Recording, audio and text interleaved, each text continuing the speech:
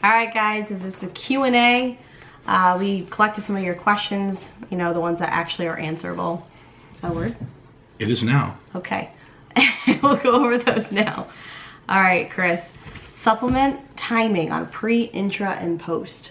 Supplement timing pre, intra, and post. The most useful information I'm going to tell you on that is this. Intra, pre, and intra is most important if you're fasting. And so is post-workout in that sense, because you haven't been eating all day. If you're eating sufficient amount of calories in the off season, pre-intra is really not required. It's placebo effect, or unless you're feeding insulin or using insulin. Contrary to popular belief, if you're consuming 600 grams of carbs a day and you're adequately fed, consuming extra carbs during training is really not going to yield a huge benefit, specifically if you're a weightlifter and you're training for 60 minutes. If you're training for 120 minutes, and you are all out exerting, yes, you might have a benefit for pre and intra workout.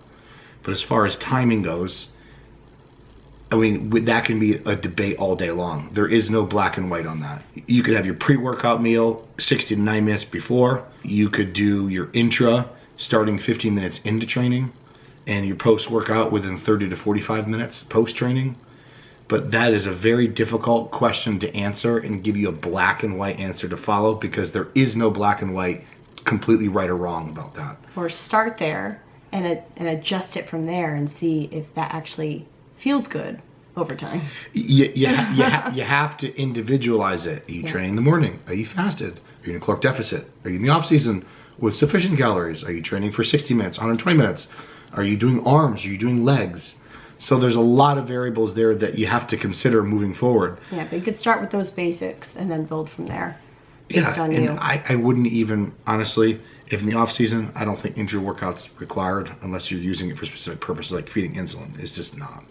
I will say post-workout is extremely important in timing if you're training fasted or you're training twice a day, 2 days, because you need to replenish that food glycogen as fast as possible. If you're training midday and you're training again the next day, glycogen stores are going to be full. Sorry guys, if I couldn't answer that. You know, I'll be monitoring him. Yeah. Okay, next one. Do you ever have trouble digesting all the food you need to in the off season? Yes. In the off season, you get this huge persona where people be like, I have to. They chase the scale. Scale chasers. The scale chasers just get fat. Okay, because you can't force your body to gain muscle. So they start force feeding. It's kind of like you're filling up a bucket, and the bucket fills up and spills over. And as you burping up food, stomach acid becomes off, digestive issues, digestive system gets overloaded. And obviously when you start to eat more carbohydrates, you start to eat a lot more fiber as well. And in some cases people go the extreme the other way, and they will roll out, well, I have to eat and digest food as fast as possible. Then they eat too much food, too little fiber, and that becomes a problem. So that is a major issue, but you have to individualize it and find the foods that are causing you problems. But there's many steps that you can do and tips, and I'll say is sprinkle a little ginger on some of your food. That helps gastric emptying. Avoid apple cider vinegar because that delays gastric emptying. Keeps you full. Yes, keeps you fuller. Ginger accelerates the food leaving the stomach. Avoid too much liquid with each meal. Take your time eating. It's important. Also too, you know, even when I'm in off season technically, and I choose certain carbs based on how I'm digesting food that day. So if I'm like, wow, this is a little slow today, I'm like, I'm gonna do cream of rice because I know it digests really well for me, and that way I'm not gonna be like nauseous or anything like that. So you can adjust it based on what you can tolerate, of course. That's a very good point, because potatoes have a high satiety rating, meaning it keeps you full for longer, it's in your stomach for longer. So obviously if you're having trouble digesting food and you're a little fuller, you might want to avoid potatoes. Or put that around your training if you're hungry around that time, like adjusting it that way. Have potatoes at the end of the day. So you're going to bed, and that way it stays in your stomach longer, not all day during the day. So you got to bend those things, but a lot of people have digestive issues because they're just not individualizing their plan. They're force feeding, they're chasing the scale, and they're choosing the wrong foods. What would you advise as a pre-workout besides caffeine? Now, I'm not really big on pre-workouts. I just use coffee, but that's caffeine. So, ones that do not contain caffeine. People are going to hate my answer to this. Maybe we should skip it. If you need a pre-workout to work out, there's something wrong. You are not getting sleep, your nutrition is terrible, you're overtraining, And also, you have to understand that you can't just walk into the gym and feel like you're jacked up on adrenaline, like right away. Obviously, usually within a 10-minute warm up on a bike, you're revved up, ready to go, just like any pre-workout. And your heart rate's not beating inside your head. But I use usually a cup of coffee like 2 hours before, and I don't use any pre-workout, and I'm always fine. But the new Animal Pump Pro that came out by John Jewett is a non-stim pre-workout and crazy good pumps, which I use, which is wonderful. But you shouldn't want to feel your heart rate beat in your head or feel cracked out when you walk in the gym. That's what a warm-up is called. Yeah, you shouldn't rely on pre-workouts either. If you're one of those ones that likes to use it and you're like, I hate the Tuttles, I mean, just use it when you absolutely need it. Maybe not leg day, but like, you shouldn't rely on it. You shouldn't be relying on stimulants to get you through your entire day and every single workout.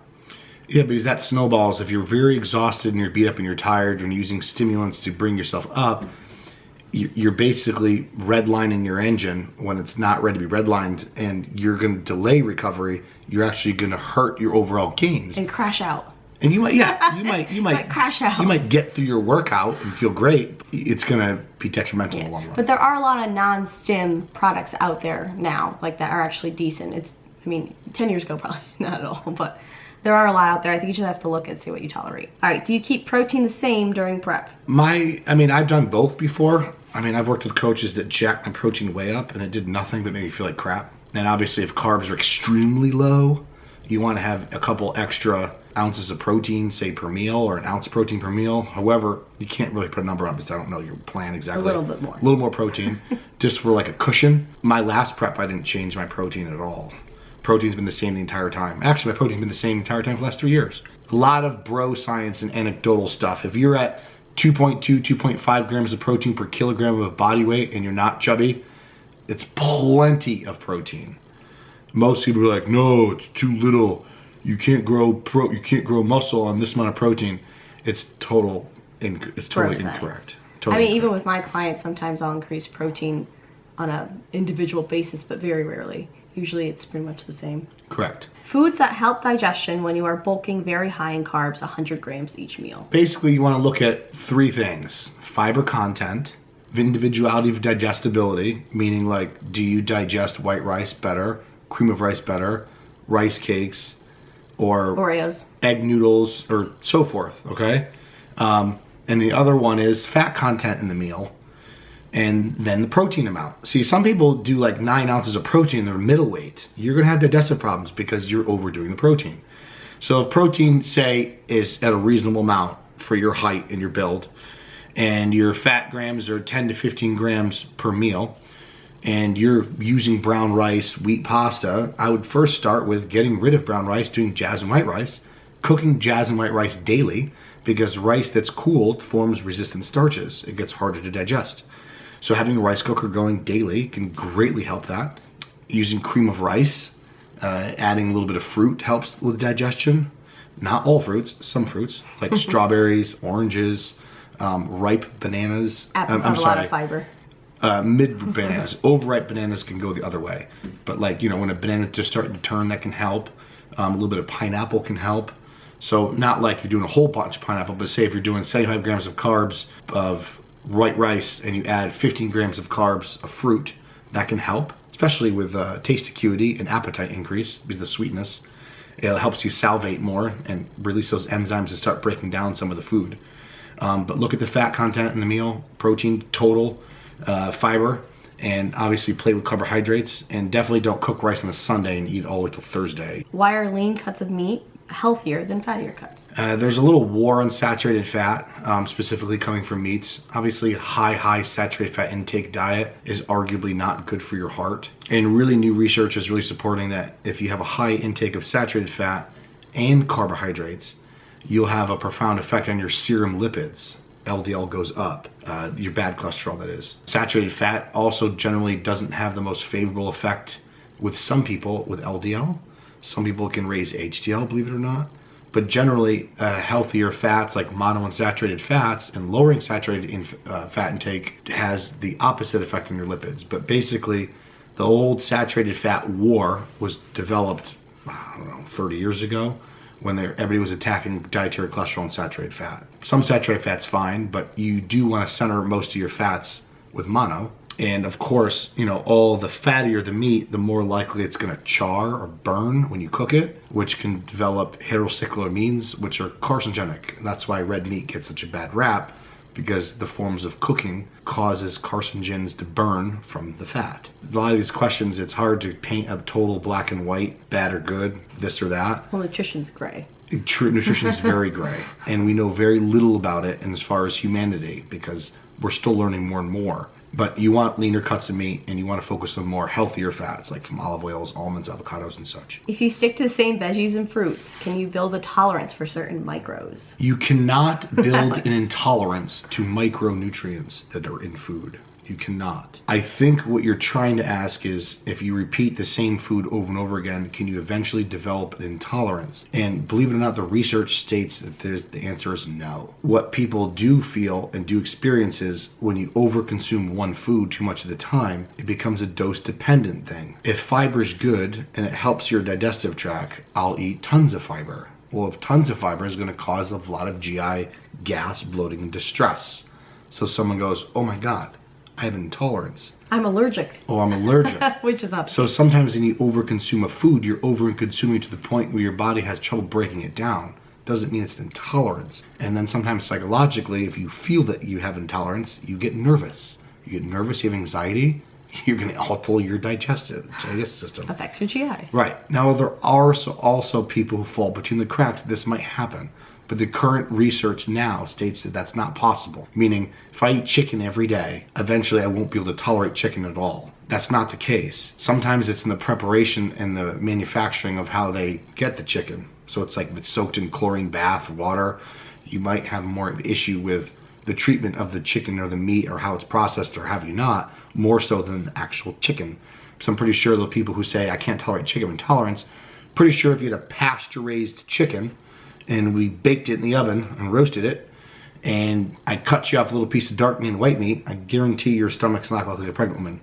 Or you'll probably digest it just fine. A side note with that, a lot of people that who get the allergy tests that have a marker, they're like, oh, I'm allergic to eggs, this, and that. I'm like, no, it's probably a dose-dependent thing. You probably just need to make sure you're not having it all day, every day. Yeah, she's referring to the IgG testing.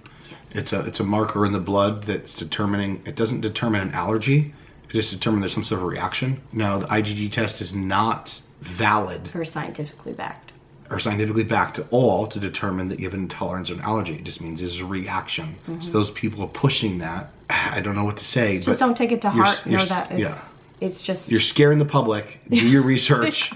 Just because, you know, you have this weird +4 or whatever marker is in the blood thing every time you eat a stick of asparagus, but you have no signs or symptoms, you're going to be fine. Any thoughts on red meat increasing colon cancer risk? The studies they look at are what are called epidemiological studies or observational studies, where they look at a particular population and what they're eating, and they have them fill out a food survey questionnaire.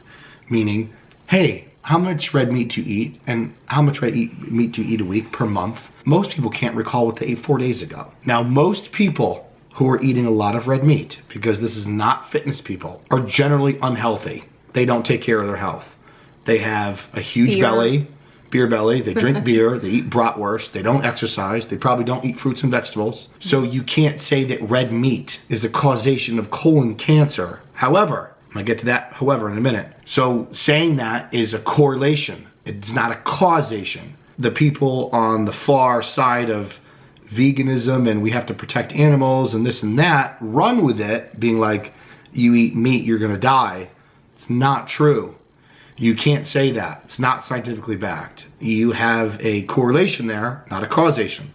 However, when you grill red meat, specifically red meat because the fat content and how it's prepared, it burns, chars, browns, which form heterocycloamines, which are carcinogenic, which can cause cancer. Specifically, people who eat a lot of red meat also eat a low fiber diet. Fiber helps food pass through the intestinal tract, reducing the amount of time those carcinogens are exposed to your colon, therefore decreasing your risk of cancer if you have adequate fiber, increasing your risk if you have a low fiber diet. So that's where that comes from. Red meat itself does not cause cancer. You can't say that. It's not scientifically proven.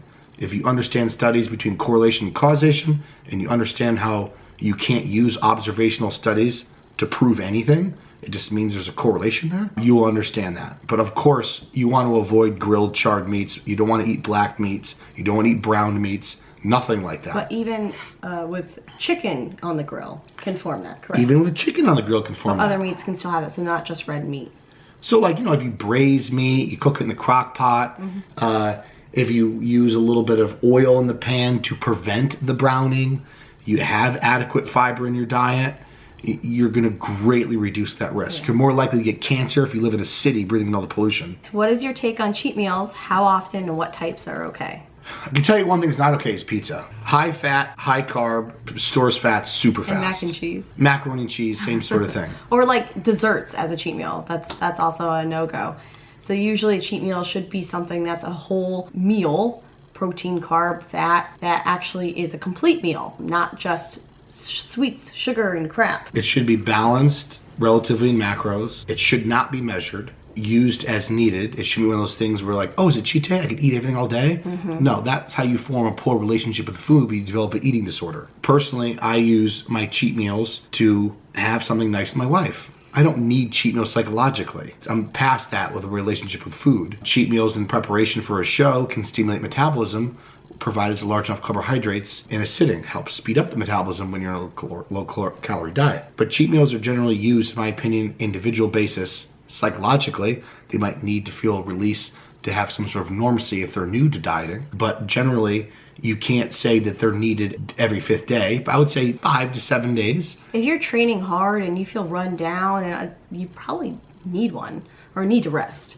It depends on exactly what's going on. Again, individualized. If you're tired, run down, losing weight, a little depleted, you might need a little extra calories, but it shouldn't be a binge eat. You should avoid sugar. If you have sugar, have a sensible meal and then share dessert with your wife or whoever you're with.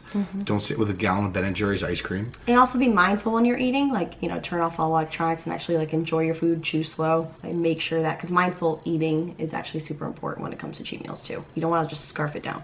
Yeah, and if you have a cheat meal and you didn't enjoy it, meaning you finished it and it wasn't enough, and you're like, oh my God, that wasn't enough. I feel like I didn't eat anything. Your relationship with food is going down. It's not good. That means you had anxiety going to the cheat meal and you ate it so fast, you didn't really have that enjoyability of having it. And that's something you want to address separately. Keto and intermittent fasting weight loss stalled for 2 weeks. Any ideas? Low carb diets for an extended period of time make your metabolism adapt faster. Carbohydrates help T4 to convert to T3 in your body. So like when you're on a low carb diet for extended period of time, low calorie in combination of low carbohydrate, and you're not giving yourself carbohydrate refeeds or cheat meals, you can get a metabolic shift where your body adapts, because your body sees the amount of calories coming in and goes, oh my gosh, at this rate, if I continue this low, I'm gonna die, perish. So your body does whatever it can to kind of become more efficient. Your V8 Chevy truck just became a hybrid Prius, and now it's becoming more efficient. It doesn't work that way, unfortunately, with ketos. You have to really be more strategic and know what you're doing and how to refeed yourself with it. That's why I really don't recommend ketogenic diet. Not to mention, it's not realistic to follow for the lifespan of somebody's life. You're going to start eating carbs, and when you do, you're going to gain fat at a substantial rate. The only way I would say I would do a keto diet is if you're working with somebody who's very knowledgeable with it and knows how to feed you properly and can educate you on how to do it. For long term. Correct. Intermittent fasting, fasting for periods of time, and then eating all your calories in a sense has showed that it doesn't slow metabolism. Generally, it's not realistic. You're gonna do that for the rest of your life? No. You want to attach to a program or a diet that you follow that you're able to sustain forever and keep the weight off and be happy. Don't follow something and adopt something where like, oh, I'm just gonna do this till June. Then what? Gain all your weight back and then be like everybody else in America, where America just keeps getting more overweight, but they keep spending more money on fat loss gimmicks, trends, and diets that are unrealistic, because there's no quick fix. You have to change your lifestyle, change your habitual eating. And again, this is very hard to answer because we don't know all the facts. So if you're stalling from intermittent fasting, it's like, well, we would need to have a conversation with you. So yeah, you're really stalling from weight loss is because your calories are too low and your body's adapted and there's low carbohydrates. Whether you're fasting for 8 hours, 24 hours, or have you not, the problem is your metabolism's running low, and you have to feed yourself correctly. If you don't, you'll gain a substantial amount of fat back. Does telenutrition accept non-competitors also? This is a funny one because most of our clients are non-competitors. I would say 90% of our clients are non-competitors. Maybe 80, but yeah, maybe 80. Yeah. They just don't let us share their photos as much, so that's probably why you don't see them as much. But yes, we actually really enjoy our non-competitors. Yeah, I actually like them more because you're helping them change their life. No offense. Yeah, no offense. It's just, you know, competitors are really, really tough mentally as a coach too. They're very demanding. Yes, we love it. Don't get us wrong, but there is a difference there. And they're big overthinkers. Do you believe in eating the rainbow for phytonutrients when it comes to vegetables? Yes. I think it's a great useful tool for individuals who don't understand, like, oh, there's more B vitamins in this than that, or yeah, you zinc don't or need heavy. to know all that stuff. Colorful plates are great. Variety of fruits and vegetables.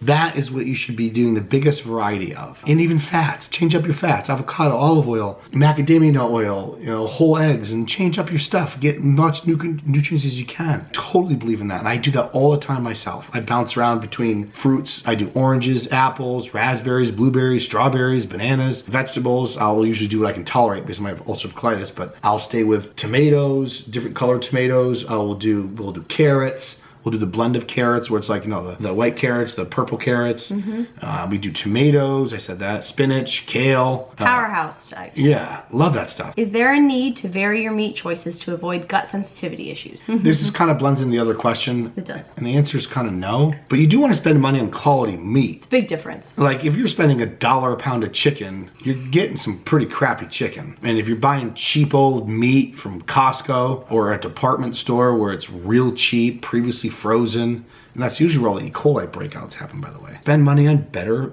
higher quality food. Meats, specifically. It also tastes better.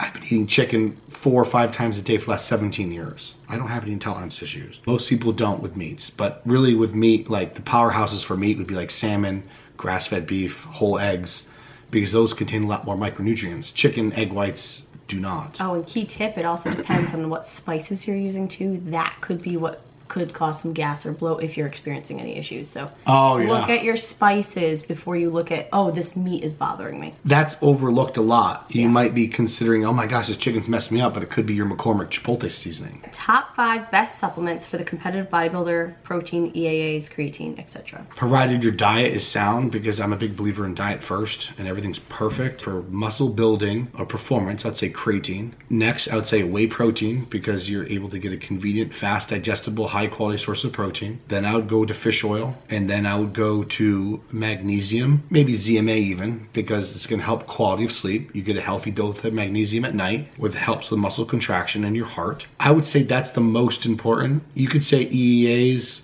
but that's really more like a cherry on the top. You want to address any type of deficiencies through supplementation that you might have in your diet, and that's where the individuality comes in. Fish oil, magnesium, like I said, the ZMA, they're super important. And if it's the off season, you're eating a large quantity of calories, you probably don't need a multi. You more or less need to look at your diet carefully to see what you might be deficient in. How am I forgetting?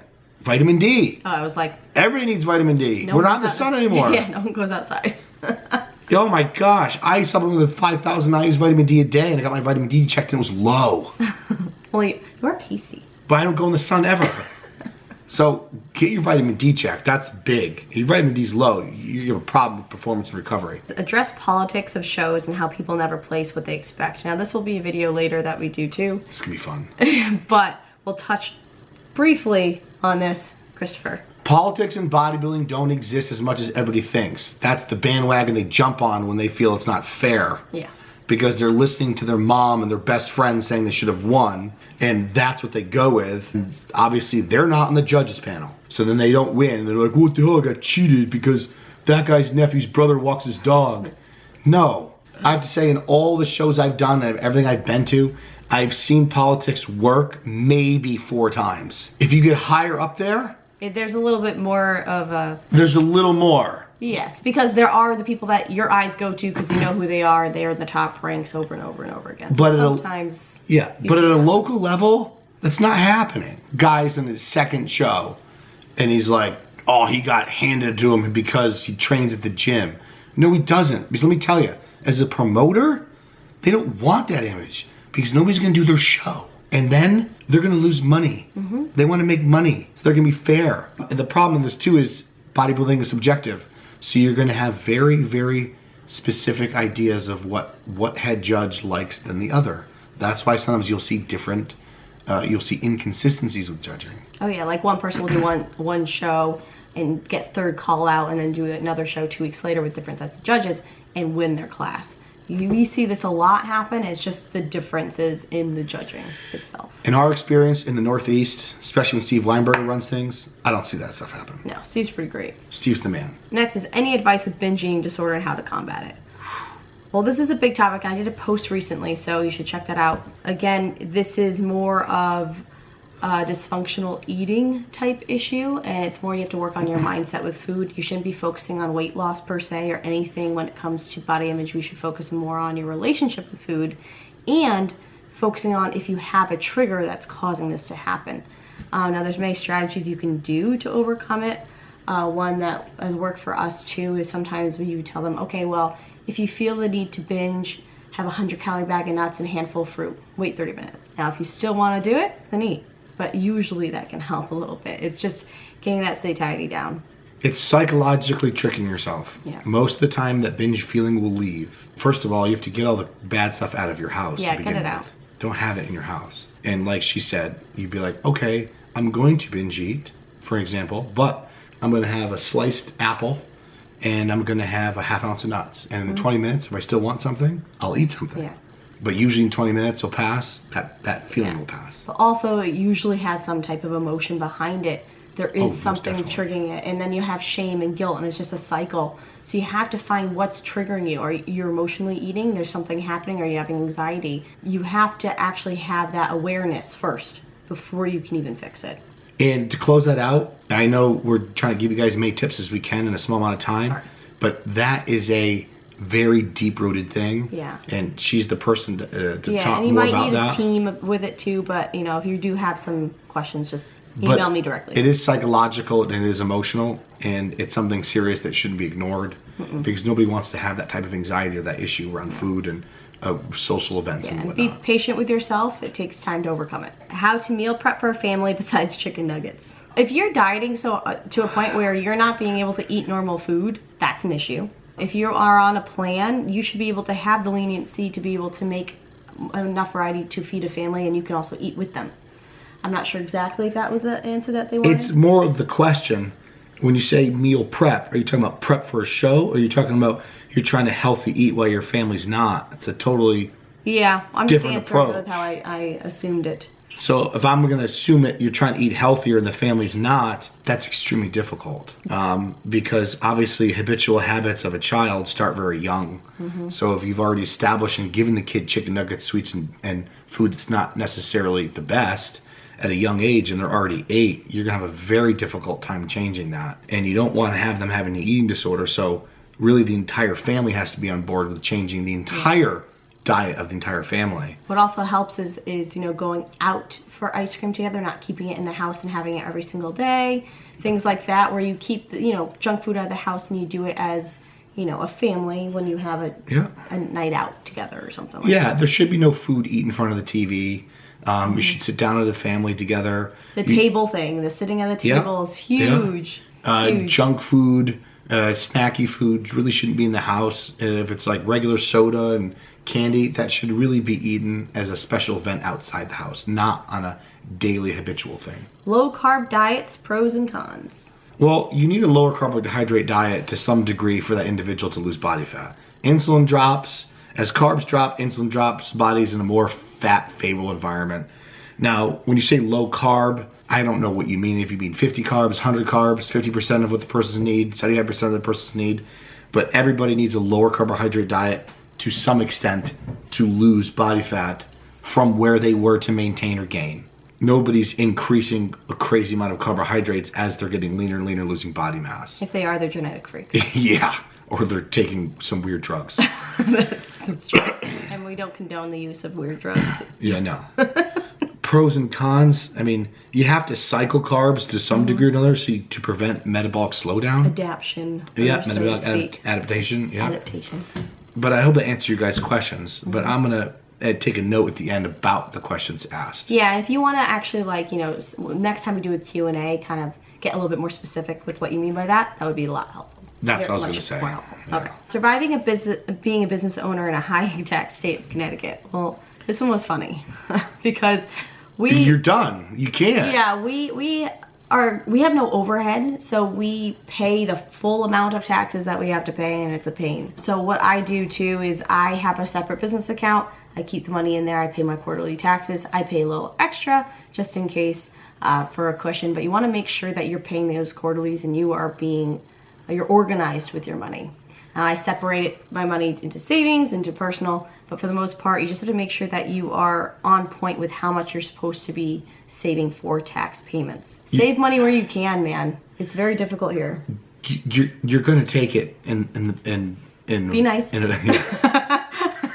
Get a good accountant that can help you. Get a really good accountant. But as you guys know, you business owners, the harder you work, the more you pay. Yes, and that's just the nature of the game. And then the more you have, the more everybody looks at you as, oh, it must be nice. Yeah, and eventually you can move out of Connecticut. Yeah, which we plan to do too. All right, traveling and work conferences while dieting. Now we do have some videos out there with traveling while dieting. You can do a quick recap. Yeah, I'm not going to go ahead and describe that because I've gone to Germany and I brought my 4 days of food with me on the airplane, 20 pounds of chicken. You can do it if you really want to do it. There are always ways. I don't expect you to do it, but we've made tons of videos on how to exactly travel with food and at what lengths you can go. But I'd reference those videos. Yeah. You can find them on our website and some articles that we've written. To put simply, you can bring your own food. It has to be in a carry-on.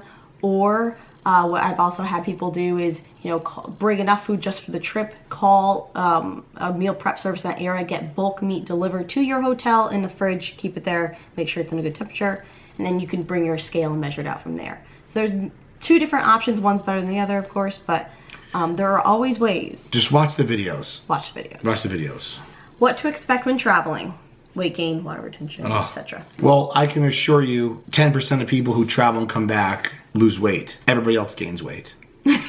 Okay? I gain like 10 pounds and I'll stay on diet because the elevation change in the airplane, the duration of the flight, hotel water is usually treated with sodium, extra sodium you're not used to. When you're eating out more, it's much higher than sodium in your normal diet. So those are all things. It's mostly just water. And obviously if you're eating out and you're tired and you don't have a proper plan, you end up going out to eat and making a bad choice, then you have extra calories. So it's very normal. It does come out. And plus, constipation occurs too. Your bowel movements become off. When you're not in your normal routine, your body is a little bit off and you have to expect that those things will happen. I'm going to say something about the questions, guys. Some of these questions were great. Some of these were extremely vague. You have to be extremely detailed in what you mean so I can give you the best answer. Because some of these questions I could legitimately talk about for an hour in multiple different situations. Because nutrition, a lot of people who don't know a lot about nutrition are looking for a quick answer. Unfortunately, there's not a quick answer because there's a lot of individuality, environmental things you have to take in consideration when recommending something specific. I get a lot of people message me and they go, I have a lot of GI issues. I bloat and I diet and I bloat and I do this, I eat healthy. What do I do? I couldn't tell you anything because I don't know what you're eating, your history, male or female, if you're on any medications, if you're stressed, if you have a family history of IBD or IBS, like you need professional help if you have an issue or you need to do a lot of research on your own. Yeah, we get a lot of clients going to us with digestive issues for one, but in my experience, figuring out the causes of that and how to address it is always different. That's why it's so individualized, and that's why we need way more information when you ask the questions. We hope you guys enjoyed it, and we hope that you actually watch this whole thing, but keep an eye out for the next one. Yep, more questions, better detail. And if you have problems with our answers and you want feedback, we would like it. Unique New York. Check, check, sound check, check. The Human Torch was denied a bank loan.